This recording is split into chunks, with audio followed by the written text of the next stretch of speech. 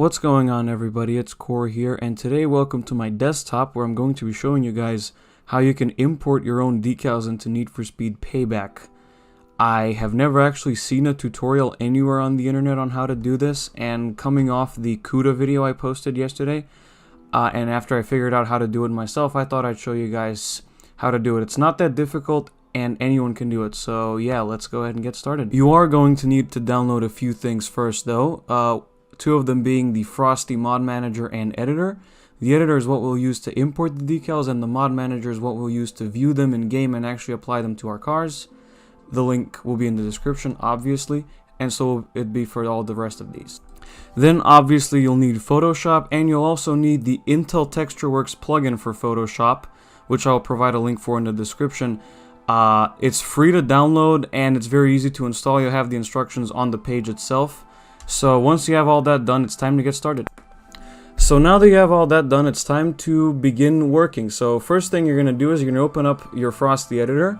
And the first time you start it, it will ask you to select the profile. And what you have to do there is navigate to your Need for Speed Payback directory and select your game executable. It will take a while to load, but eventually it will load up and you'll be able to start exporting and importing textures. Alright, so once you have successfully loaded into the editor, you want to navigate to Vehicles, Customization, Swatches, Recategorize Decals, and this is where you're going to find the decal that you want to replace. There are several different kinds, so I suggest studying the different kinds of decals first, then knowing what you want, and then it's very simple after that.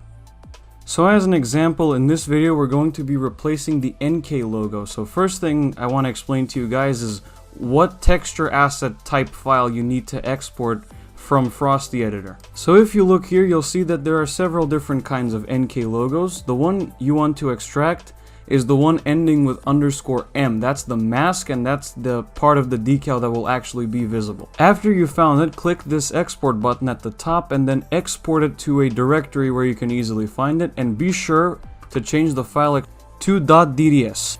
Now it's time to edit it, so open the DDS texture in Photoshop, which is what I'm going to do here because I set Photoshop as my default program for DDS textures. Once your texture has been loaded into Photoshop, which might take some time, you want to import the decal that you want to replace it with. So go to File and Place Linked or Place Embedded, and then go find a logo that you want to appear instead of the NK logo in this case.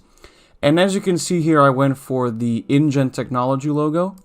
So once you have successfully imported the replacement decal, first thing you have to do is make it the same color as the logo you're about to replace. So double click on the layer and then go into Color Overlay and color pick the bright blue from the background, and then click OK and then OK again.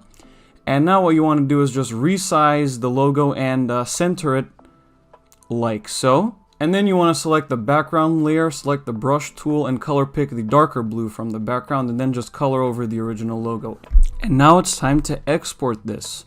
So go to File and then Save As, and select in the Save As type, select Intel Works Texture.dds. And I save them to a different folder, but I don't change the name, so it's easier to replace. And then you'll get this menu.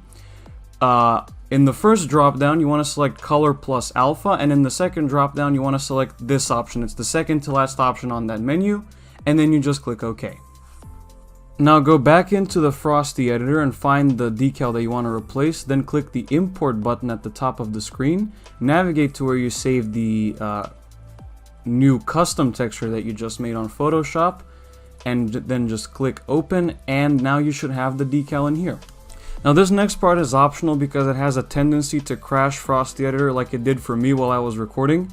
You can replace the thumbnail of the decal, so when you're actually going to choose the decal, you can change the thumbnail so that you know the logo worked. But for me it crashed the Frosty Editor, and it's not the first time this has happened, so you don't have to do this, and don't worry if it looks like the original logo when you go into the game. When you actually apply it on the car, it will be the logo that you just added. And last but not least, we actually have to import these decals into the game, and we'll do that through the method of Frosty Mods. So what you have to do is go to File and then Export as Mod, and then fill in all the details of the mod that you want.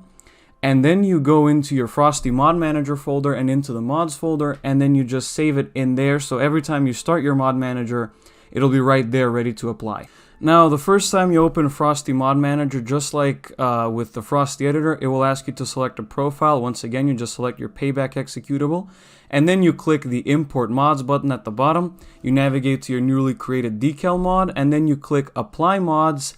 And once you're ready to go, you just click Launch, and that's it. It will boot you into the game with your new decals. And that would be about it for this tutorial, guys. Thank you so much for watching this video. If you liked it, be sure to hit like and subscribe to my channel. Also, follow me on Twitter, where I'll post updates about my videos and my channel. A link to that will be in the description. And I will see you guys in the next video. Peace!